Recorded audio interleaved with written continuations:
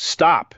Bago mo i-claim ang SSS at GSIS pension mo, may apat na accounts na dapat mong i-check. Isang maling galaw lang, pwedeng ma-delay ang release o maapektuhan ang buong pension mo. Sa video na ito, pag-uusapan natin ang mga bagong pension updates sa Pilipinas, mga hidden mistakes na ginagawa ng maraming retirees, at kung paano mo mapoprotektahan ang iyong SSS at GSIS benefits laban sa mga aberya at pagbabago na yung 2026. Kaya kung gusto mong laging nauuna sa mga importanteng pension alerts at siguradong hindi ka mapag-iwanan, mag-subscribe ka na ngayon dahil dito sa channel na ito, puro updates tungkol sa SSS, GSIS at pension protection para sa mga Pilipino ang ibinabahagi. Alam mo ba na milyon-milyong Pilipino ang nag-ipon ng taon-taon para sa kanilang SSS at GSIS, nagbabayad ng buwis at tapat na sumusunod sa lahat ng patakaran? Pero nang dumating na ang oras na i-claim ang kanilang mga benepisyo, biglang nalaman na halos wala silang makukuha. Hindi dahil wala silang naihulog, hindi dahil mali ang kanilang mga dokumento, kundi dahil hindi nila alam ang isang bagay na dapat sana ay itinuro sa kanila mula pa noong una. At ang bagay na iyon ay ito: bago mo i-claim ang anumang benepisyo mula sa SSS, GSIS, o kahit sa iyong mga buwis, may apat na uri ng account na kailangan mong hawakan, i-set up at i-verify. Kung wala ka sa mga ito, ang posibilidad na mabawasan ng hanggang 85% ang iyong makukuhang halaga ay hindi na lang teorya. Ito ay nangyayari na sa libu-libong tao ngayon din habang pinapanood mo ito. Ngayon, bago ka magulat o matakot, pakinggan mo muna ako. Hindi ito isang bagay na dapat ikahiya o ikagalit. Ito ay simpleng katotohanan tungkol sa sistema na maraming tao ang hindi alam. At ang hindi pagkaalam ay nagkakahalaga ng malaking pera. Sa video na ito, titingnan natin ang apat na uri ng account na ito ng masinsinan, kung bakit ang bawat isa ay mahalaga at kung paano mo masisiguro na hindi ka mahuhulog sa bitag na ito. Kung mayroon kang kakilala, kaibigan, magulang o kamag-anak na malapit na mag-retire o mag-claim ng kanilang mga benepisyo, pakiusap na ibahagi mo ang video na ito sa kanila. Ang impormasyong ito ay maaring magbago ng kanilang buong pagpaplanong pinansyal. Simulan natin sa pinakapangunahing tanong: bakit ba 85% ang numero? Saan galing ang bilang na ito?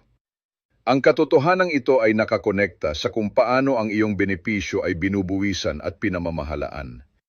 Sa ilalim ng kasalukuyang mga patakaran, ang mga tao na hindi nag-set up ng tamang uri ng mga account para matanggap ang kanilang mga kita mula sa SSS, GSIS o iba pang pinagkukunan ng retirement income ay nagiging subject sa pinakamataas na antas ng withholding at buwis. Hindi ito intentional na parusa. Ito ay resulta ng sistema na nagtatrabaho ng walang tamang impormasyon tungkol sa iyo bilang isang tatanggap. At ang resulta ay maaring maging isang sitwasyon kung saan ang bawat pisong dapat ay napupunta sa iyo ay may hanggang 85 sentimo lang ang talagang natatanggap mo. Noong 2026, ang mga patakarang ito ay naging mas mahigpit pa, kaya ang babala ay mas critical ngayon kaysa sa nakaraang mga taon. Ang unang uri ng account na kailangan mong hawakan ay ang iyong pangunahing transaksyon o payroll account sa isang bangko na nakakonekta sa iyong SSS o GSIS records. Ito ang pinakasimpleng isa sa apat, pero napakaraming tao ang nagkakamali rito. Ang problema ay maraming miyembro ng SSS at GSIS ang nag-enroll gamit ang isang account number na noong una ay aktibo, pero ngayon ay hindi na, o kaya naman ay isang account na hindi na nila ginagamit. Kapag dumating na ang panahon ng disbursement, ang sistemang panggobyerno ay magpapadala ng iyong pera sa account na nakalagay sa kanilang records. Kung ang account na iyon ay dormant o closed na, ang iyong pera ay mabibigo na maipadala at ang proseso ng paghahanap at pag-update ay maaring tumagal ng maraming buwan o sa ilang kaso, taon. Sa panahong yon, hindi mo maa-access ang iyong sariling pera. At kung hindi mo ito na-address ng maaga, maaring may karagdagang mga bayarin o penalties ang maipon dahil sa matagal na proseso. Ang solusyon dito ay simple, pero kailangang gawin ng maaga. Bisitahin ang iyong branch ng SSS o GSIS at i-verify ang account number na nakalagay sa iyong records. Siguraduhin ang account na yon ay buhay pa, na regular kang gumagamit nito, at na ang pangalan sa account ay eksaktong tumutugma sa pangalan sa iyong SSS o GSIS membership. Kahit isang letra ang pagkakaiba, ay maaring magdulot ng malaking problema sa disbursement. Kung kailangan mong mag-update ng account, gawin ito ngayon, hindi sa araw na mag-a-apply ka na ng benepisyo. Ang ikalawang uri ng account ay ang iyong Tax Identification Number account o ang iyong TIN account sa Bureau of Internal Revenue. Maraming Pilipino ang may TIN number pero hindi sila aktibong namamahala sa kanilang TIN account. Ang kaibahan dito ay mahalaga. Ang pagkakaroon ng TIN number at ang aktibong pamamahala ng iyong TIN account ay dalawang magkaibang bagay. Ang iyong TIN account ang siyang nagtatala ng lahat ng iyong kita, withholding tax at tax credits. Kapag nag-a-apply ka ng benepisyo mula sa SSS o GSIS, ang mga ahensyang ito ay nagre-report sa BIR. Kung ang iyong TIN account ay walang tamang records ng iyong hulog at kita history, ang BIR ay mag-a-apply ng default withholding rates sa iyong mga benepisyo.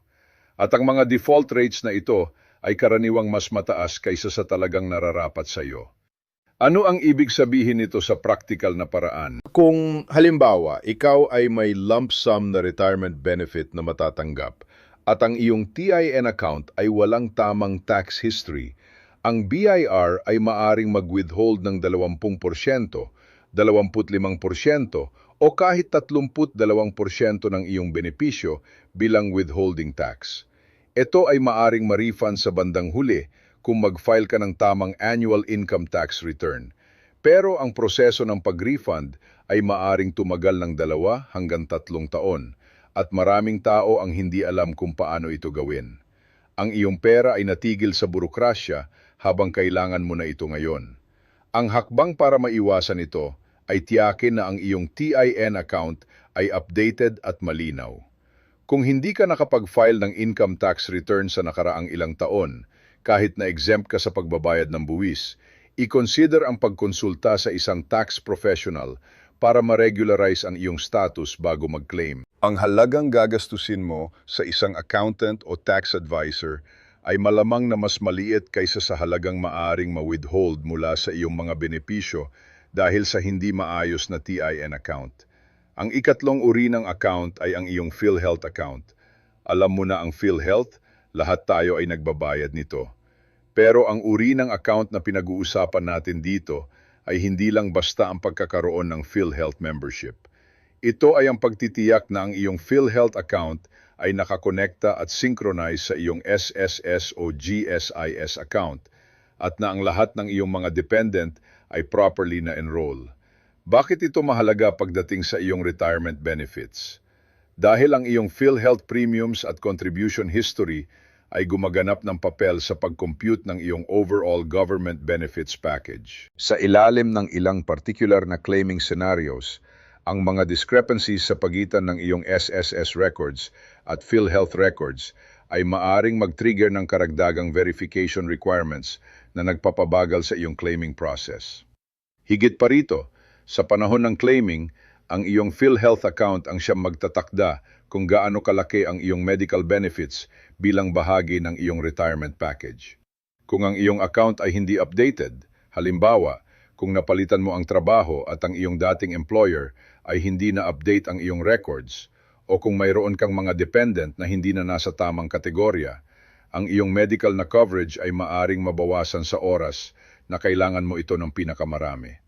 At sa mga sitwasyon kung saan ang bahagi ng iyong SSS o GSIS benefits ay nakasalalay sa iyong kalusugan o disability status, ang isang incomplete na PhilHealth record ay maaring magdulot ng mga komplikasyon sa pagkalkula ng iyong benepisyo. Ang hakbang dito ay bisitahin ang isang PhilHealth branch o gamitin ang kanilang online portal para suriin ang iyong records. Tiyakin na ang iyong employment history ay kumpleto, na ang lahat ng iyong mga dependent ay nakalista ng tama at na walang gaps sa iyong contribution history na maaring magdulot ng tanong.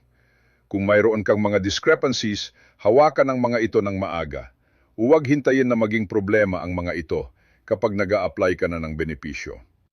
Ang pang-apat na uri ng account ay ang pinaka-hindi alam ng maraming tao at ito rin ang may pinakamalaking impact pagdating sa 85% na bawas na pinag-uusapan natin. Ito ay ang iyong Unified Multipurpose ID Account o UMID account at particular, ang digital verification status ng iyong UMID sa National ID System. Sa 2025 at 2026, ang gobyerno ay nagpatupad ng mas mahigpit na mga kinakailangan sa identity verification para sa lahat ng benefit claims. Ang UMID, hindi na lang isang physical ID card. Ito ay isang account na may digital footprint sa Philippine Identification System o PhilSys. Narito ang critical na parte. Ang iyong UMID card ay maaring mayroon ka na. Pero kung ang digital records nito ay hindi pa nakapag-sync sa PhilSys database o kung mayroong mga discrepancies sa pagitan ng iyong UMID data at ang iyong ibang government records, ang iyong benefit claims ay maaring ma-flag para sa karagdagang verification. At kapag na-flag ang isang claim, ito ay pumupunta sa isang proseso ng manual na review na maaring tumagal ng 6 na buwan hanggang 1 taon bago ma-resolve. Sa panahong iyon, ang iyong benepisyo ay nakatigil. At kung may mga errors sa iyong records na hindi mo naayos ng maaga, ang iyong claim ay maaring bahagyang ma-reject. Ibig sabihin, ang bahagi ng iyong benepisyo ang ibibigay sa iyo, pero hindi ang buong halaga na nararapat sa iyo. Ang mas nakakatakot pa rito ay ang katotohanang maraming tao ang hindi nalalaman na mayroon silang problema sa kanilang UMID account hanggang sa humingi sila ng benepisyo. Ang mga issues na ito ay hindi karaniwang nagpapadala ng notification. Walang text message na sasabihin sa iyo na, "Hey, may problema ang iyong records." Ikaw mismo ang kailangang mag-check. At ang paraan para gawin ito ay i-verify ang iyong UMID sa pamamagitan ng official PhilSys verification portal at tiyakin na ang lahat ng iyong personal na impormasyon, pangalan, petsa ng kapanganakan, address, at biometric data ay tama at pare-pareho sa lahat ng iyong government records. Ngayon, pag-usapan natin ang practical na aspeto ng lahat ng ito. Kung malapit ka ng mag-retire o kung mayroon kang magulang o lolo at lola na malapit ng mag-claim ng kanilang mga benepisyo, ang pinakamahalaga at pinakasimpleng bagay na magagawa ninyo ngayon ay ang gumugol ng isang buong araw sa pag-verify ng lahat ng 4 na account na ito. O, ito ay mangangailangan ng pagsali sa linya sa iba't ibang government offices. O, ito ay mangangailangan ng paghahanda ng mga dokumento. Pero ang isang araw ng abala ngayon ay maaring makapigil ng maraming buwan ng frustrasyon at nawalang pera sa hinaharap. Isang bagay na gusto kong bigyang diin ay ang kahalagahan ng paggawa ng lahat ng ito ng kasabay. Ang bawat isa sa 4 na account na ito ay nagtatrabaho kasabay ng iba. Ang iyong bangko account ay nakakonekta sa iyong SSS records. Ang iyong SSS records ay nakalink sa iyong TIN. Ang iyong TIN ay konektado sa iyong PhilHealth at lahat ng ito ay nagre-release sa iyong UMID para sa verification. Kung ayusin mo lang ang isa o dalawa at hahayaan mo ang iba, meron ka pa rin mga butas sa iyong sistema. Isipin mo ito bilang isang chain. Ang lahat ng 4 na link ay kailangang matibay para ang buong chain ay gumaganap ng tama. Isang bagay pa na gustong banggitin ko ay ang tungkol sa mga OFW. Kung ikaw ay nagtatrabaho sa ibang bansa at nagbabayad pa rin ng iyong SSS contributions bilang overseas Filipino worker, ang sitwasyon mo ay mas komplikado pa. Kailangan mong tiyakin na ang iyong bank account sa Pilipinas ay aktibo at accessible para sa international transfers, na ang iyong SSS voluntary membership status ay up-to-date at na mayroon kang representative sa Pilipinas na may legal authority na kumilos sa ngalan mo para sa mga government transactions. Ang UMID verification ay maaring mas mahirap para sa mga OFW dahil sa mga kinakailangan sa physical presence para sa ilang uri ng verification. Kaya kung mayroon kang naka-schedule na balik sa Pilipinas, gamitin ang pagkakataong yon para hawakan ang lahat ng 4 na account na ito ng personal. Gusto ko ring pag-usapan ang isang mito na madalas nating marinig. Ang idea na ang matatandang miyembro ng SSS o GSIS ay may mas magandang dealing sa sistema at hindi kailangang mag-alala tungkol sa mga ganitong detalye. Ang katotohanan ito ay baligtad. Ang mga miyembro na may mas matagal na membership history ay karaniwang may mas maraming posibilidad para sa mga discrepancies sa kanilang records, lalo na kung napalit sila ng trabaho maraming beses, nagbago ang kanilang address, o kung ang ilang bahagi ng kanilang contribution history ay nasulit sa panahon ng mga IT system upgrades ng SSS o GSIS. Ang mas matagal na history ay hindi garantiya ng mas maayos na records. Madalas pa itong may mas maraming bagay na kailangang i-verify at ayusin. Ang isa pang malimit na pagkakamali ay ang pag-iisip na ang isang simpleng phone call sa SSS o GSIS ay sapat na para ma-verify ang lahat ng iyong records. Hindi ito totoo. Ang mga call center agents ng mga ahensyang ito ay kaya nilang sabihin sa iyo kung aktibo ang iyong membership, pero wala silang access sa lahat ng impormasyon na kailangan mong ma-verify para sa lahat ng 4 na account. Para sa isang komprehensibong verification, kailangan mo ng personal na pagbisita sa mga tamang offices o ang paggamit ng mga opisyal na online portals na may authentication para sa bawat isa. Bago matapos ang video na ito, gusto kong ibigay sa iyo ang isang simpleng checklist na maaari mong gamitin. Una, bisitahin ang iyong bangko at i-verify na ang iyong account ay aktibo at na ang account name ay eksaktong tumutugma sa iyong government records. Pangalawa, mag-login sa e-services portal ng BIR at i-verify ang iyong TIN account status at contribution history. Pangatlo, bisitahin ang PhilHealth o gamitin ang kanilang online member portal para i-verify ang iyong membership status, employment history, at dependent enrollment. At pang-apat, i-verify ang iyong UMID account sa pamamagitan ng PhilSys at tiyakin na walang discrepancies sa iyong personal na impormasyon sa lahat ng iyong government records. Gawin ang lahat ng 4, hindi lang isa o 2. Ang katotohanan gusto kong iwanan sa iyo ay ito. Ang sistemang ito ay hindi laban sa iyo. Ang SSS, GSIS, at BIR ay mga institusyon na nilikha para protektahan mo at tiyakin ang iyong financial security sa iyong pagtanda o kapag kailangan mo ng tulong. Pero ang mga sistemang ito ay gumagana batay sa impormasyong ibinibigay natin sa kanila. At kung ang impormasyong iyon ay hindi kumpleto, hindi accurate, o hindi naka-verify, hindi nila kayang ibigay sa iyo ang buong halaga ng iyong mga karapatan. Ang responsibilidad ng pag-verify ay nasa atin. At ang mabuting balita ay, ngayon na alam mo na kung ano ang kailangang gawin, mayroon ka ng lakas para gawin ito. Huwag hayaang ang 85% na bawas ang maging katotohanang buhay mo. Ang iyong mga pinaghirapan ay nararapat na maprotektahan at nagsisimula yon sa 4 na account na ito. Kung natutunan ka sa video na ito, i-subscribe para hindi ka makaligtaan ng mga ganitong klase ng impormasyon.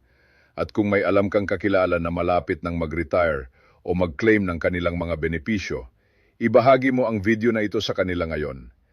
Ang isang simpleng share ay maaring makatulong sa kanila na mapanatili ang daan-daan o libu-libong piso na dapat ay sa kanila. Hanggang sa susunod na video, ingat lagi at ingatan ang inyong pinaghirapan.